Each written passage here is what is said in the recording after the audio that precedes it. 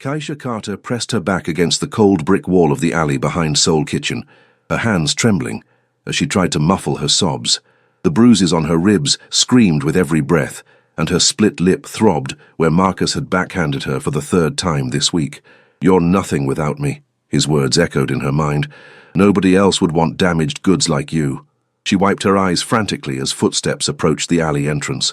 The last thing she needed was for someone to see her like this, broken, pathetic, hiding behind a dumpster like a wounded animal. But when Park Ji-hoon rounded the corner, his expensive suit pristine despite the late hour, those dark eyes that had always made her pulse quicken immediately locked onto her tear-streaked face. For a moment, they stared at each other in the dim light from the restaurant's back door. Keisha quickly turned away, trying to compose herself, wiping at her cheeks with shaking hands. "I'm fine," she said quickly, her voice hoarse. Just getting some air." But Ji-hoon stepped closer, and when he spoke, his voice was deadly quiet. "Who hurt you?" The question hung in the air between them like a loaded weapon, and Keisha felt something shift in the space around them, something dangerous and protective and utterly terrifying. Because the way he asked it suggested that whoever had hurt her was about to pay a very steep price. 3 hours earlier, Keisha Carter had been serving Park Ji-hoon his usual order of bulgogi, and trying not to notice how his fingers brushed hers when he handed her his credit card. Now, as she sat in her tiny apartment bathroom, staring at her reflection in the cracked mirror, she wondered how her life had spiraled so completely out of control. The bruise on her cheekbone was already darkening, and her lip was swollen where Marcus had hit her. Again. She'd covered it with makeup as best she could, but under the harsh bathroom light, the damage was obvious. "Keisha!" Marcus's voice boomed from the living room. "Where's my dinner?" She closed her eyes and took a shaky breath. 3 years. 3 years she'd been with Marcus Williams, and it had taken her this long to admit what everyone else could see. He was destroying her piece by piece. "Coming!" she called back, forcing brightness into her voice. In the kitchen, she plated the leftover Korean food she'd brought home from work. Seoul Kitchen's employees were allowed to take home unsold dishes, and it was often the only decent meal she got. Marcus had been between jobs for 8 months now, which meant Keisha was supporting them both on her waitress salary. "This foreign shit again?" Marcus wrinkled his nose at the bulgogi. "Can't you bring home some real food for once?" "It's good food, Marcus, and it's free." "Free because nobody else wants it." He took a bite and made a face. "Tastes like garbage." Keisha bit back her response. She'd learned that arguing only made things worse. Instead, she sat across from him and picked at her own plate, thinking about her shift at the restaurant. Seoul Kitchen was located in the heart of Koreatown, and she'd been working there for 2 years. She'd taken the job initially because it was close to their apartment, and the tips were decent, but she'd stayed because of the people. The elderly Korean customers who'd taught her basic phrases in their language, the family atmosphere among the staff, and yes, the mysterious regular customer who came in twice a week and always requested her section. Park Ji-hoon was everything Marcus wasn't. Polite, well-dressed, generous with his tips, and possessed of a quiet confidence that made her stomach flutter whenever he smiled at her. She'd never acted on her attraction, of course. Men like him didn't date women like her. "You're daydreaming again," Marcus snapped, and she realized she'd been staring off into space. "I was talking to you." "Sorry, what did you say?" "I said I need money for gas tomorrow. Give me $60. "Marcus, I don't have $60. I gave you 40 yesterday and my grandmother's medication." The slap came without warning, snapping her head to the side and making her ears ring. "Don't give me excuses," he snarled. "I need gas money, and you're going to give it to me." Keisha pressed her hand to her stinging cheek, tears threatening. "I literally don't have it. I can give you 20. 20? His voice rose dangerously. "What am I supposed to do with $20? It's all I have until—" The second slap was harder, splitting her lip. Blood filled her mouth, metallic and warm. "You're pathetic," Marcus said, standing up from the table. "Working at some foreign restaurant, bringing home scraps, can't even support your own man. My boys keep asking me why I stay with you, and honestly, I'm starting to wonder myself." He grabbed his jacket from the back of his chair. "I'm going out. When I get back, you better have that $60 ready." The door slammed behind him, leaving Keisha alone with the silence and the taste of blood in her mouth. She sat there for a long time, staring at the congealing food on their plates. This wasn't the first time Marcus had hit her, but it was getting worse, more frequent, more violent. She'd started wearing more makeup to work, choosing clothes that covered the bruises, making excuses for the occasional black eye. Her grandmother would be horrified if she knew.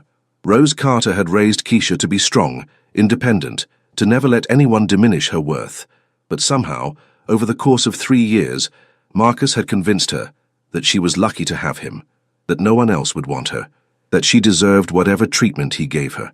The worst part was that she was starting to believe it. Her phone buzzed with a text from her grandmother. "Haven't heard from you in a few days, baby. Everything okay?" Keisha stared at the message, her throat tight. She couldn't tell her grandmother the truth. Rose was 78 and had enough health problems without worrying about her granddaughter's terrible life choices. "Everything's fine, Grandma, just busy with work. Love you." The lie came easily now. She'd had plenty of practice. After cleaning up the kitchen, Keisha went back to the bathroom to assess the damage. The split lip was the worst part. It would be hard to hide at work tomorrow. She'd have to come up with another story, another excuse. She was so tired of lying. Around midnight, she heard Marcus's key in the lock. He was drunk. She could tell by the way he fumbled with the door, by his heavy footsteps in the hallway. "Keisha!" he bellowed. "Where's my money?" She pretended to be asleep, but he burst into the bedroom anyway, reeking of alcohol and cigarettes.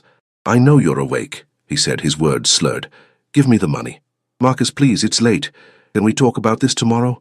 "No, we can't talk about it tomorrow." He grabbed her arm and yanked her out of bed. "I need it now. I told you. I don't have $60. His fist connected with her ribs, driving the air from her lungs. She doubled over, gasping, and he hit her again. "Lying bitch," he snarled. "I know you've got money stashed somewhere. You think I'm stupid?" "Marcus, stop." But he was beyond reasoning now, lost in a drunken rage that she'd seen too many times before. By the time he finally passed out on the couch, Keisha was curled up on the bathroom floor, her ribs on fire and her face swollen. She stayed there until dawn, too afraid to move, too broken to cry. When her alarm went off at 7, she dragged herself upright and stared at her reflection. The damage was worse than she'd thought. Her left eye was nearly swollen shut, and there were finger-shaped bruises on her throat. But she had to work. She couldn't afford to miss a shift, not when Marcus would just demand more money she didn't have. So she did what she always did. She covered the bruises with makeup, chose a high-necked sweater to hide the marks on her throat, and practiced her smile in the mirror until it looked almost genuine. "I'm fine," she whispered to her reflection. "Everything's fine." The lie was getting easier to tell but harder to believe. At Soul Kitchen, she threw herself into her work, grateful for the distraction. The lunch rush was busy enough to keep her mind off her aching ribs, and most of the customers were regulars who knew her well enough to accept her cheerful facade. It was during the afternoon lull that Park Ji-hoon arrived.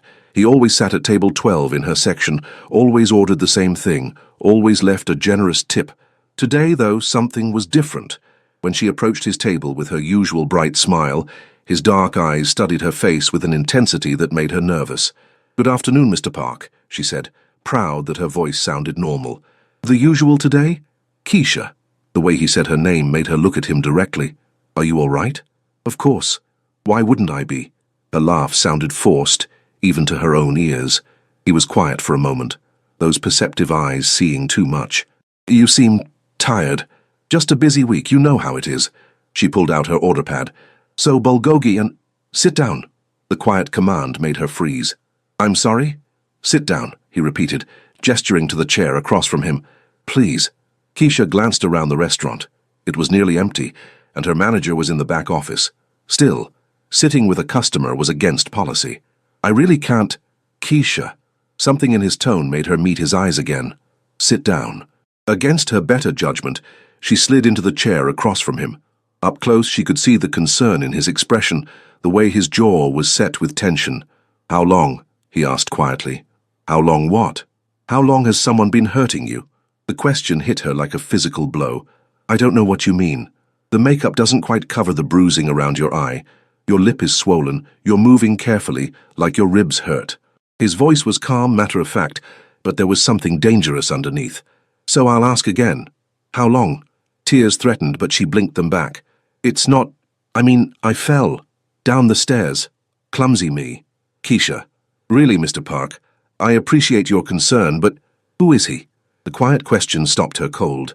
For a moment she couldn't breathe, couldn't think, couldn't do anything but stare at this man who saw through her carefully constructed lies like they were made of glass.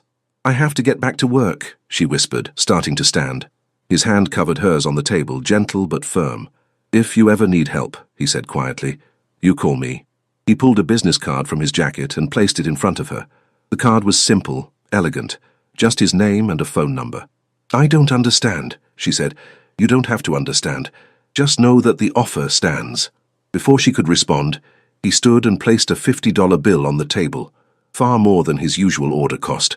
Take care of yourself, Keisha, he said softly. You deserve better than whatever you're accepting. Then he was gone, leaving her staring at the business card with shaking hands. The rest of her shift passed in a blur. She kept thinking about the way he'd looked at her, the certainty in his voice when he'd said she deserved better. When was the last time anyone had said that to her? When was the last time anyone had seen her as worth protecting? By the time she got home that evening, Marcus was already drunk and belligerent. The fight started over something trivial. She'd forgotten to buy beer, but escalated quickly into the familiar pattern of accusations, insults, and violence. This time, though, something was different. As Marcus raised his hand to hit her again, she found herself thinking about Park Ji-hoon's words. You deserve better than whatever you're accepting. Did she? Did she really deserve better than this? The thought followed her as she fled to the alley behind Seoul Kitchen, seeking the only place that felt safe anymore. She pressed her back against the brick wall and finally let herself cry. For the woman she used to be, for the dreams she'd given up, for the life she was wasting on a man who saw her as nothing more than a punching bag. She was so lost in her grief that she didn't hear the footsteps until it was too late to hide. Who hurt you? The question hung in the air between them, and Keisha felt her carefully constructed world begin to crumble. She turned away from Ji-hoon, frantically wiping at her tears with the back of her hand. I'm fine, she said, her voice breaking on the words. Really, I just... Keisha. He stepped closer, and she could smell his expensive cologne mixed with something else, something that spoke of danger and power. Look at me. She couldn't. If she looked at him, if she saw the concern in those dark eyes, she would break completely. Please, she whispered. Just go. Pretend you didn't see me like this. I'm not going anywhere. The quiet certainty in his voice made her look up despite herself. In the dim light from the restaurant's back door, Ji-hoon looked different than he did during their polite interactions over bulgogi and small talk. There was something predatory in his stillness, something that suggested violence barely held in check. Tell me his name, he said softly. I don't know what you're talking about. The man who did this to you. Tell me his name. Keisha shook her head, fresh tears spilling down her cheeks. You don't understand, it's complicated. No, it's not. Ji-hoon moved closer, close enough that she had to tilt her head back to meet his eyes. It's very simple. Someone hurt you, I want to know who. Why? The question came out as a sob. Why do you care? For a moment, his carefully controlled expression cracked, and she saw something vulnerable underneath. Because for 2 years I've watched you light up that restaurant with your smile. I've seen you learn Korean just to make elderly customers feel welcome. I've watched you work double shifts and still find energy to be kind to everyone around you. His voice grew softer. And tonight I see you broken and hiding in an alley, and it makes me want to burn the world down. The raw honesty in his words took her breath away. Ji-hoon. Tell me his name, Keisha. She closed her eyes, knowing that once she said it, there would be no going back. Marcus Williams. Where is he now? Probably at home, passed out drunk. She laughed bitterly. He'll wake up tomorrow and act like nothing happened. He always does. And you'll go back to him. It wasn't a question, and the resignation in his voice made her chest tight. I don't have anywhere else to go. You do now. Before she could ask what he meant, Ji-hoon was pulling out his phone. He spoke rapidly in Korean, his voice sharp with authority. Even though she couldn't understand most of what he was saying, she caught her address and Marcus's name. What are you doing? She asked when he hung up. Taking care of a problem. Ji-hoon, you can't. I can and I will. He looked at her with those dark eyes that seemed to see straight through her. Keisha, what do you know about me? Really know, not just what you've observed at the restaurant. The question confused her. You're a businessman. You dress well, you're polite, you tip generously. You speak Korean and English fluently, so I assumed you were born here or came here young. What kind of business do you think I'm in? Something in his tone made her study his face more carefully. The expensive suit, the way he carried himself, the casual authority with which he'd made that phone call. I don't know, she said slowly. I'm the head of a Korean family organization. We handle various business interests throughout Los Angeles. The euphemism was clear enough. You're talking about the Mafia. Such an ugly word. We prefer to think of ourselves as entrepreneurs with a strong sense of family loyalty. Keisha stared at him, trying to reconcile this revelation with the polite customer who always asked about her grandmother's health. You're a criminal. I'm a man who protects what's important to him. And you, Keisha Carter, have become very important to me. I don't understand. Don't you? He stepped closer, close enough that she could see the flecks of gold in his dark eyes. For 2 years, I've come to that restaurant twice a week. Not for the food, though it's excellent. Not for the atmosphere, though it's pleasant. I came to see you. Her heart hammered against her ribs. That's not... You can't... I can. And I do. His hand came up to cup her cheek, his thumb brushing away a tear with surprising gentleness. So I've been trying to work up the courage to ask you out for months. Imagine my surprise when I find you crying in an alley, because some worthless piece of shit thinks he has the right to put his hands on you. Ji-hoon, this is crazy. You don't really know me. I know enough. I know you learned Korean to make strangers feel welcome. I know you work yourself to exhaustion to support a man who doesn't deserve you. I know you have a grandmother you adore, and that you put hot sauce on everything, even Korean food. His smile was soft. I know you're stronger than you think you are. I'm not strong. If I were strong, I wouldn't be in this situation. Strength isn't about never falling down, Keisha. It's about getting back up. And you've been getting back up for 3 years. His phone buzzed, and he glanced at it briefly. It's done. What's done? Marcus Williams is no longer a problem. Fear shot through her. What did you do? Nothing permanent yet. His expression hardened. He's been relocated. Somewhere he can think about his life choices without bothering you. You can't just kidnap people. I can do whatever I want. That's the benefit of being who I am. Keisha stared at him, torn between terror and relief. Marcus was gone. For the first time in 3 years, she didn't have to worry about going home to violence and verbal abuse. This is insane, she whispered. Yes, it is. Ji-hoon's hand was still on her cheek, warm and gentle. But sometimes insane is exactly what we need. What happens now? Now, I take you somewhere safe. You get cleaned up, get some rest, and tomorrow we figure out what comes next. I can't just disappear. I have work, responsibilities. Your manager at Seoul Kitchen is my cousin's husband. You'll have as much time off as you need with pay. You've thought of everything. I've had 2 years to think about it. As they walked to his car, a sleek black sedan that probably cost more than she made in a year, Keisha tried to process what was happening. In the span of an hour, her entire life had been turned upside down. The man she'd been secretly attracted to was apparently a crime boss. Her abusive boyfriend had been relocated, and she was about to disappear into a world she knew nothing about. Are you afraid of me? Ji-hoon asked as he held the passenger door open for her. Keisha considered the question seriously. I should be, but you're not. No, I don't know why, but no. Good, because I would never hurt you, Keisha. Never. The drive to his penthouse was quiet, the city lights blurring past the windows as they climbed into the hills above Los Angeles. Keisha found herself stealing glances at Ji-hoon's profile, trying to reconcile the dangerous man he'd revealed himself to be with the polite customer she'd known. Can I ask you something? She said finally. Anything. That first day you came into the restaurant, was it really random or... Ji-hoon was quiet for a moment. I was meeting with the owner about protection for his business. You served me lunch, and you were so genuinely kind, so warm. I'd never experienced anything like it. So you kept coming back. I kept coming back. At first I told myself it was just business, checking on the restaurant, making sure everything was running smoothly, but really, I was coming to see you smile. That's the most romantic and terrifying thing anyone's ever said to me. Get used to it. I have a feeling there will be a lot more where that came from. The penthouse was everything she'd expected, and nothing she was prepared for. Floor-to-ceiling windows offered a panoramic view of Los Angeles, while the decor was modern and expensive, without being cold. It was the home of a man with power and taste, but also one who valued comfort. The guest room is down the hall, Ji-hoon said, setting down her purse, the only thing she'd brought with her. You'll find everything you need. Clothes will be delivered tomorrow. You don't have to... Keisha. He turned to face her, and she was struck again by how different he looked here in his own space. More relaxed, but also more dangerous. Let me take care of you. You've been taking care of everyone else for so long. Your grandmother, Marcus, your customers at work.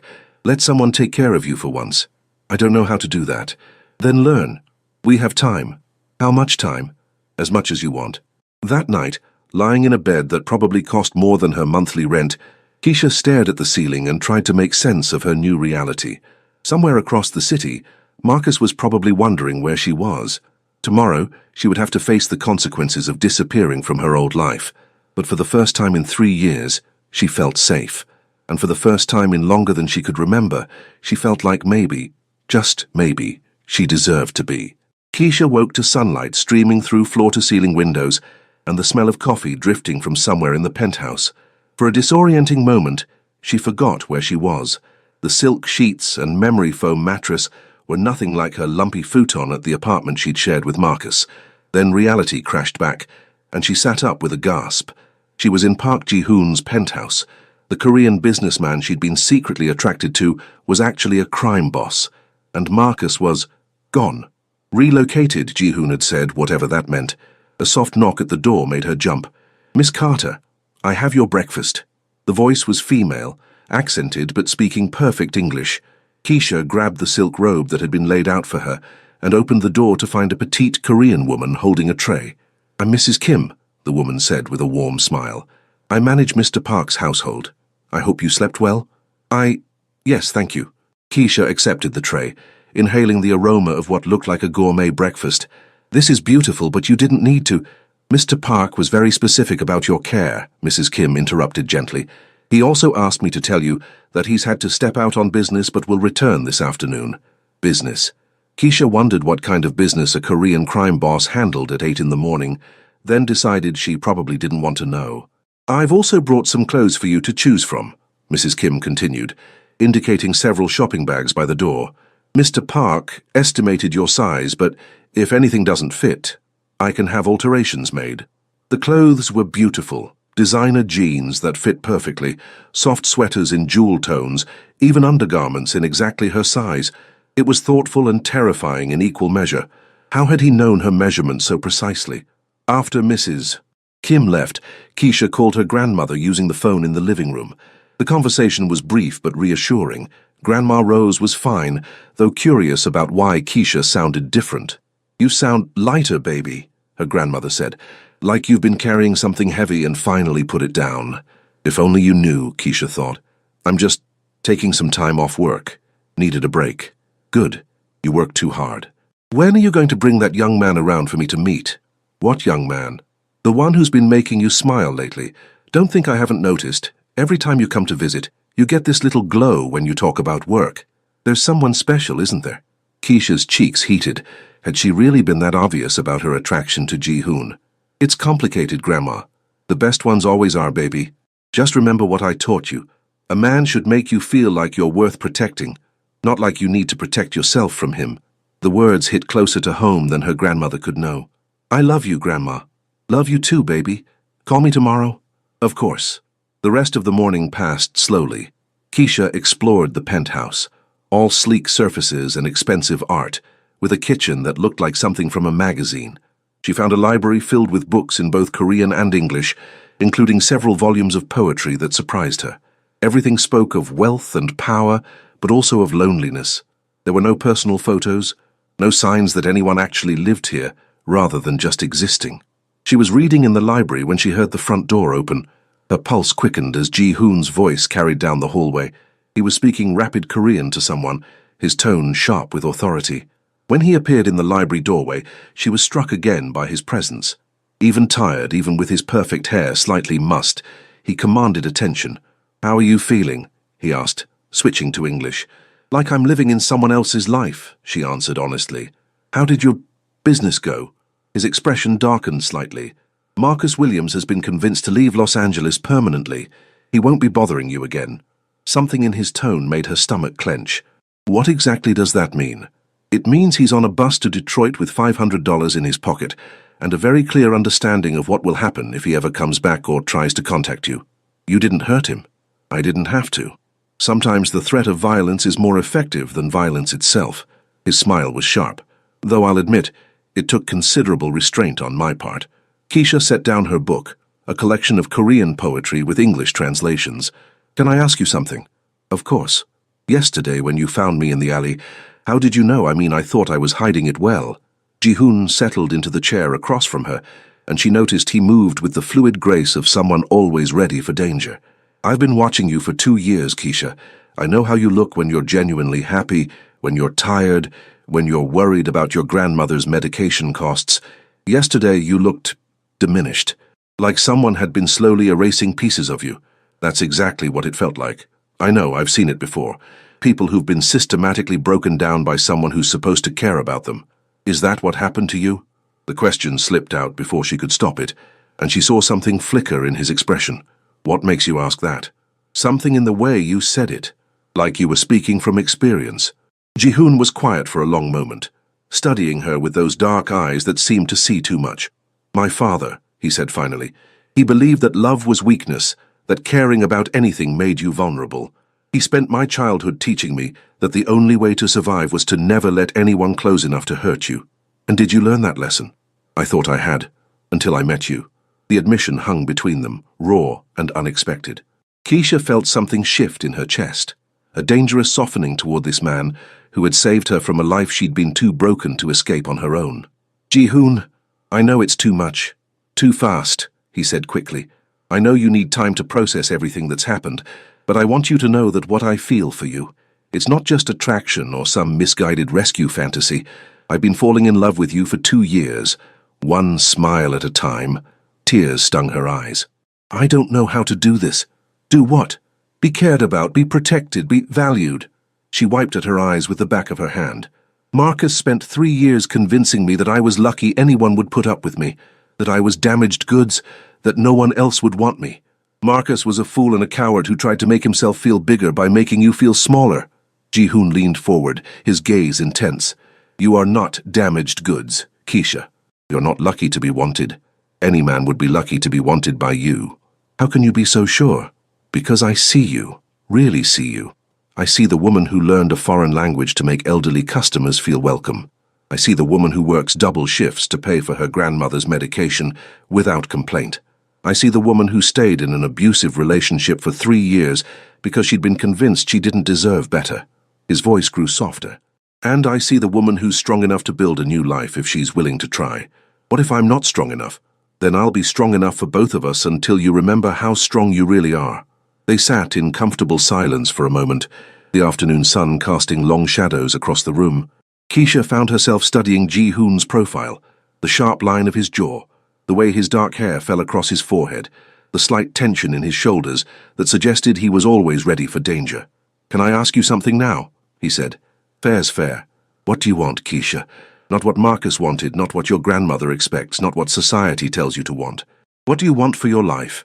It was such a simple question, but she realized she hadn't asked herself that in years. What did she want? I want to feel safe, she said slowly. I want to wake up in the morning without wondering what mood someone else is in. I want to be able to speak my mind without calculating whether it's going to result in violence. She paused, thinking. I want to go back to school. I was studying to be a teacher before I met Marcus, but he convinced me it was a waste of time. What would you teach? Elementary school. I love kids.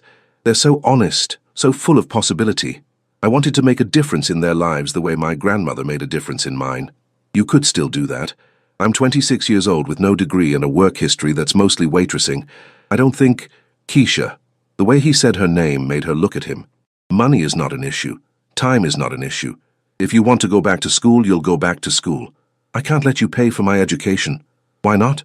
Because I don't know what this is between us.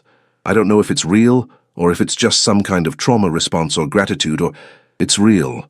His voice was quiet but certain. What I feel for you is real, Keisha. But even if it wasn't, even if you decided tomorrow that you wanted nothing to do with me, I would still want to help you build the life you deserve. Why? Because that's what you do for people you care about. You help them become who they're meant to be. Before she could respond, his phone buzzed. He glanced at it and his expression immediately hardened. What is it? She asked. We have a problem. What kind of problem? The kind that means we need to leave. Now. As Ji-hoon stood and began making rapid phone calls in Korean, Keisha felt fear creep up her spine. She'd been so focused on her personal drama with Marcus that she'd forgotten the most important fact about her new situation. She was now involved with a man whose enemies had guns, and apparently those enemies had found them. The safe house in the mountains was nothing like Ji-hoon's sleek penthouse. It was rustic and isolated, surrounded by pine trees and accessible only by a winding dirt road that would give them plenty of warning if anyone approached. "How bad is it?" Keisha asked, as they carried their hastily packed bags inside. "Bad enough." Ji-hoon's jaw was tight with tension. "Someone leaked information about my personal life to a rival organization. They know about you." "What does that mean, exactly?" "It means they'll try to use you to get to me, either as leverage or—" He didn't finish the sentence, but she understood. "Or they'll kill me to hurt you." "That's not going to happen." "How can you be so sure?" Ji-hoon turned to face her, and she saw something fierce and protective in his dark eyes. "Because I'll kill anyone who tries to touch you." The casual way he said it, like he was discussing the weather, should have terrified her. Instead, it sent a different kind of shiver through her, one that had nothing to do with fear. "This is my fault," she said. "If I hadn't been in that alley, if you hadn't gotten involved—" "Stop!" He crossed to her in 2 quick strides, his hands gripping her shoulders. "This is not your fault. You didn't ask to be abused, and you didn't ask to be caught in the middle of a war between crime families." "But I am caught in the middle, and now you're in danger because of me." "Keisha, I've been in danger my entire life.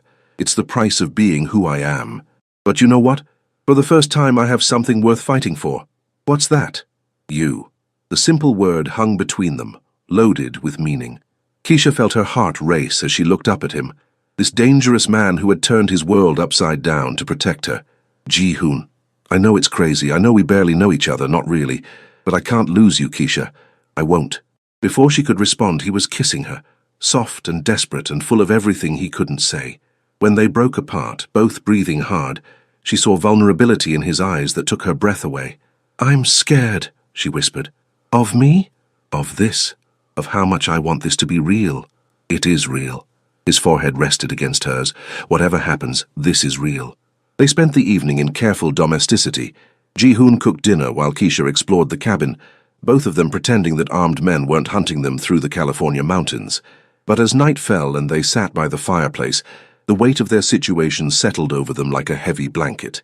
"Tell me about your family," Keisha said, curled up on the couch beside him. "Not much to tell. My father brought me into the organization when I was 15 after my mother died.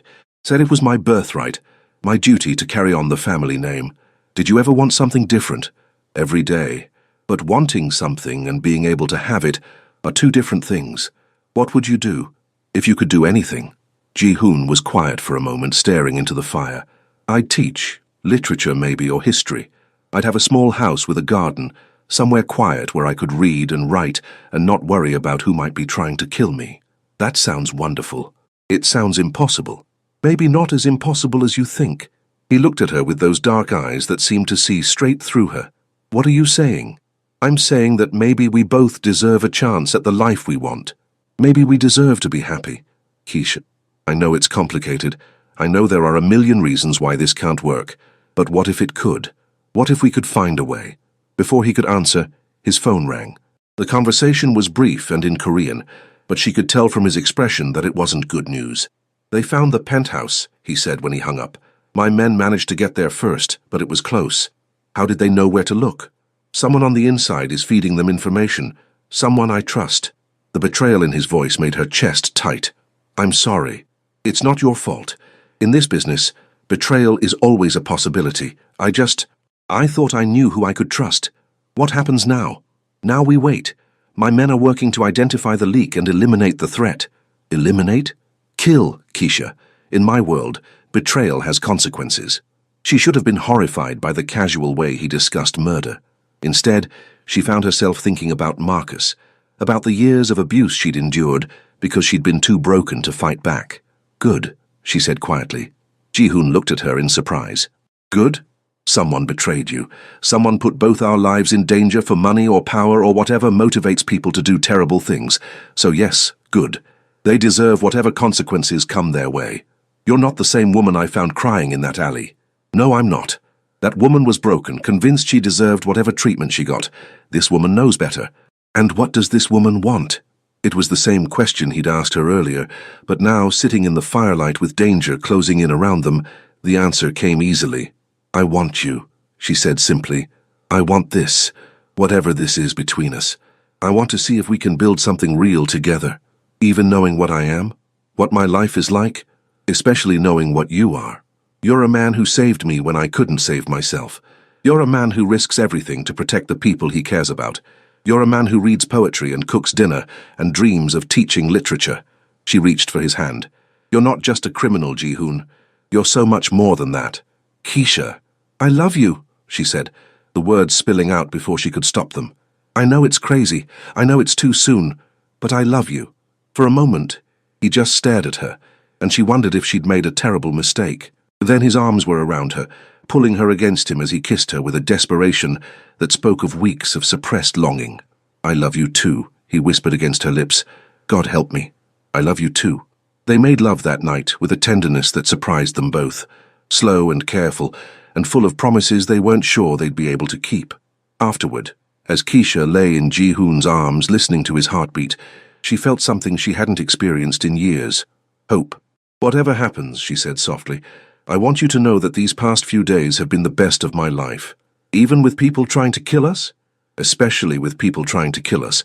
It means what we have is worth fighting for. Ji-hoon's arms tightened around her.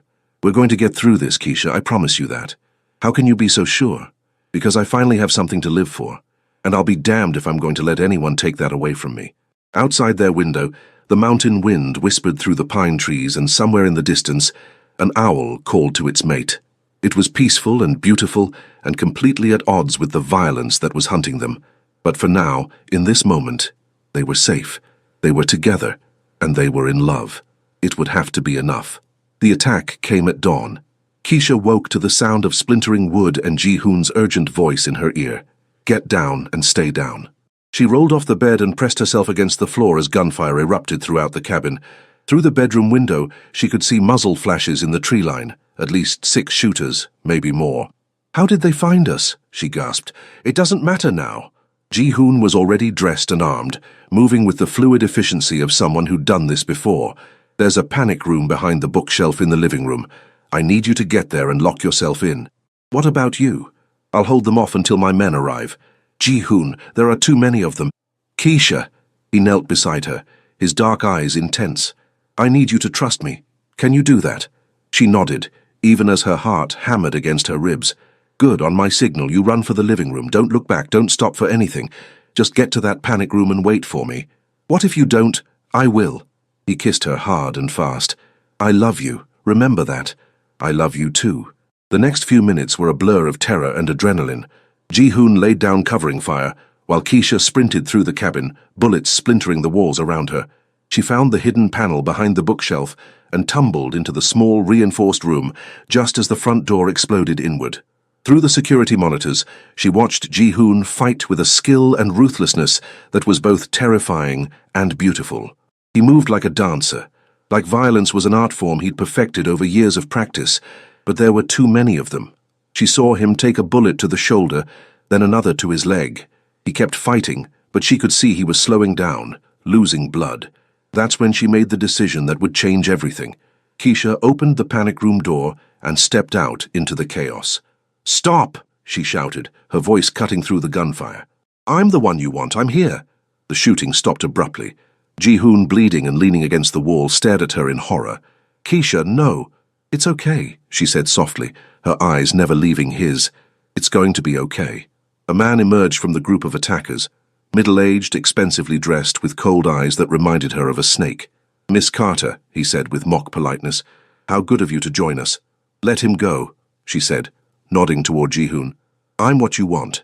I'm here, let him go. I'm afraid it doesn't work that way. You see, Mr. Parker's cost me a great deal of money and several good men. I can't let that go unpunished. Then punish me. I'm the one who caused all this trouble. The man smiled, and it was the most terrifying expression she'd ever seen. Oh, I intend to, but first I want him to watch. No. Ji-hoon tried to push himself off the wall, but his injuries were too severe. You want revenge? Take it out on me. She's innocent in all this. Innocent? The man laughed. She's the reason you've been distracted, making mistakes. She's the reason you let your guard down. She's the reason you're weak. You're wrong, Keisha said quietly.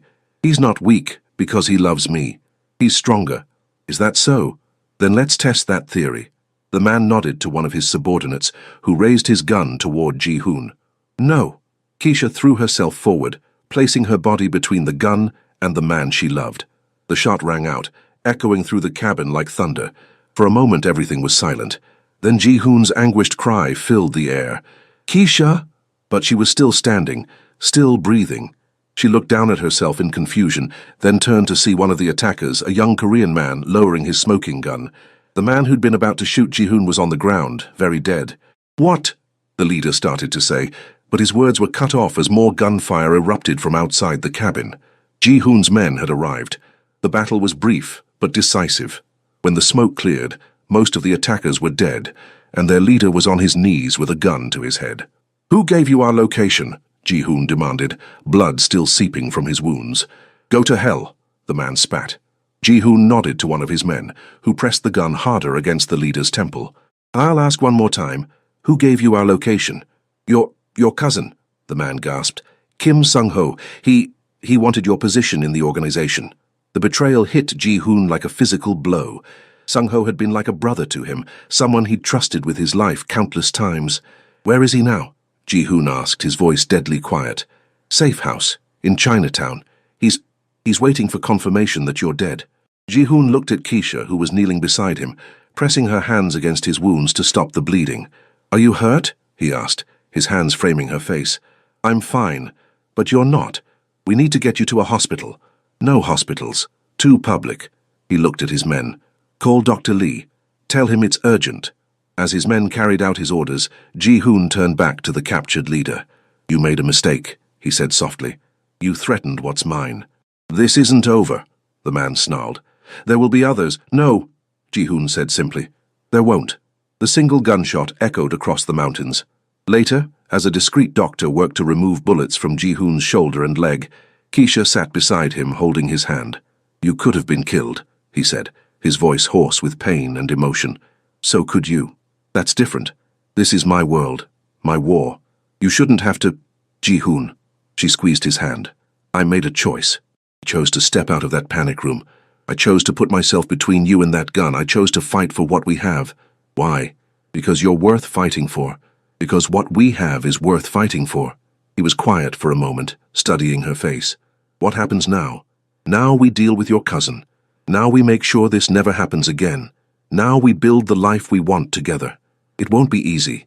There will always be enemies, always be people who want to hurt me by hurting you. Then we'll face them together. You're sure you really want this life?" Keisha looked at him, this dangerous, complicated man who had saved her from a life of abuse and shown her what it meant to be truly loved. "I've never been more sure of anything in my life," she said. "I love you, Park Ji-hoon, all of you. The parts that are gentle and the parts that are dangerous. The parts that read poetry and the parts that kill to protect what you love. I love you too, Keisha Carter. More than I ever thought possible. Then that's enough. Whatever comes next, that's enough." Outside the cabin, the sun was rising over the mountains, painting the sky in shades of gold and pink.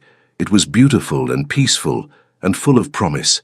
And for the first time in either of their lives, they believed that maybe, just maybe, they deserved the happiness they'd found in each other.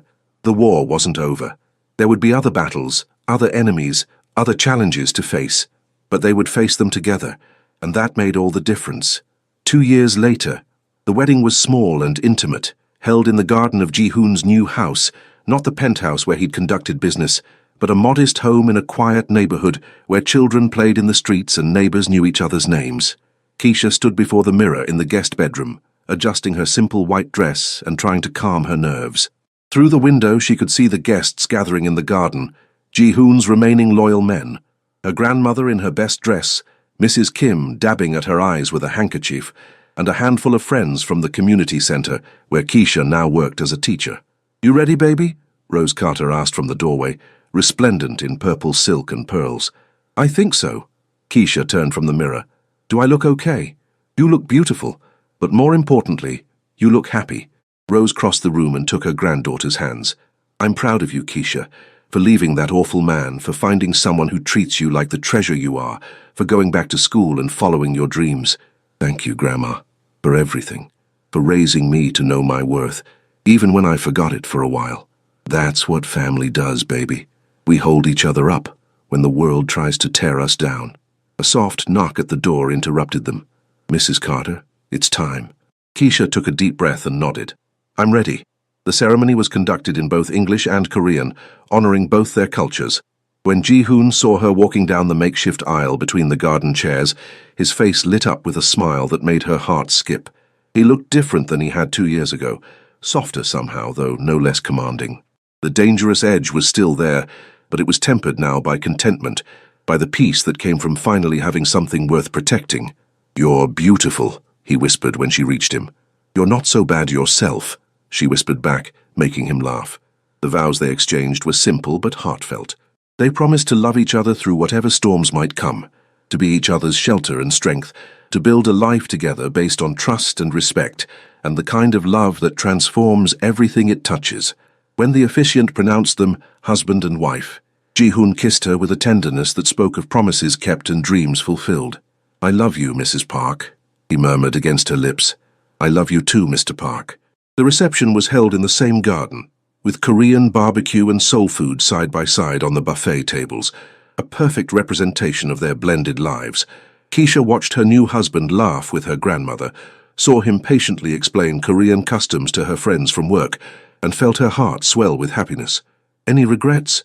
Ji-hoon asked later, as they danced to their first song as husband and wife. "About what?" "About choosing this life, about choosing me." Keisha looked up at him, this man who had found her broken and helped her remember how to be whole, who had shown her what it meant to be truly loved and protected. "Never," she said firmly. "Not for a single second, even though I still have to deal with business matters sometimes." It was true Ji-hoon hadn't completely left his old life behind. He couldn't, not entirely. But he'd stepped back from the day-to-day operations, focusing instead on legitimate businesses and using his influence to keep peace rather than wage war. Even then, "I know who you are, Ji-hoon, all of who you are, and I love every part of you." "And what about you? Any regrets about going back to school, about becoming a teacher?" Keisha smiled, thinking about her classroom full of bright-eyed children who called her Mrs. Park and brought her drawings of their families. "Teaching is everything I hoped it would be. Those kids, they remind me every day that there's good in the world, that there's hope for the future. You're going to be an amazing mother someday. Someday soon, I hope." Ji-hoon's eyes widened. "Keisha, are you saying—" "I'm saying that I'm ready for the next chapter of our story. Are you?" Instead of answering with words, he spun her around the dance floor, both of them laughing with pure joy. Later that evening, as the last guests departed and they stood together in their garden surrounded by the remnants of their celebration, Keisha thought about the journey that had brought them here. It had started with tears hidden in an alley, with a simple question that changed everything. Who hurt you? But it had become so much more than that.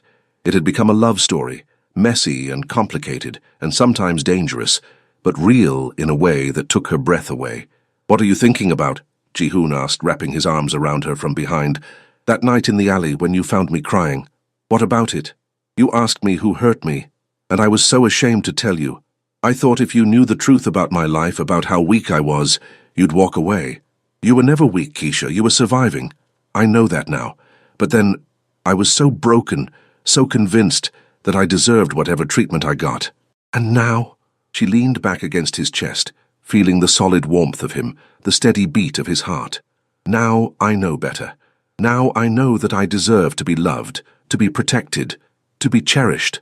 I know that because you showed me." "We showed each other," he corrected gently. "You taught me that love doesn't make you weak, it makes you stronger. You taught me that some things are worth risking everything for. And what did you teach me? That sometimes the most dangerous choice is also the most right one, that trust is a choice, and when you choose to trust the right person, it can transform your entire life." They stood in comfortable silence, listening to the sounds of the city settling into sleep around them.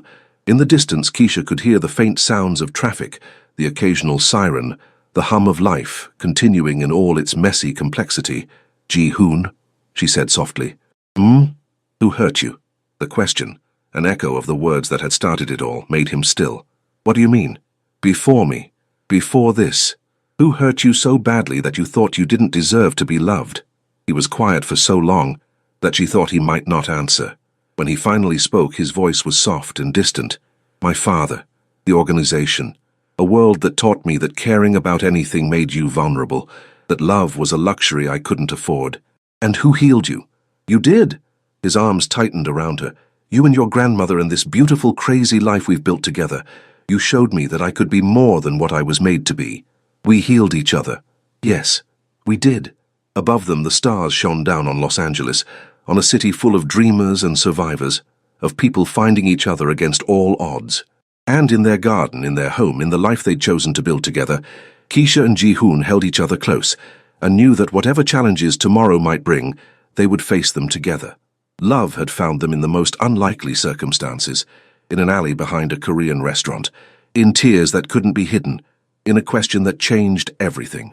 And love would carry them through whatever came next. Because sometimes when someone asks, "Who hurt you?" with the right intention, with the right heart, it's not just a question, it's the beginning of healing. It's the start of something beautiful. It's the first word of a love story that will last forever.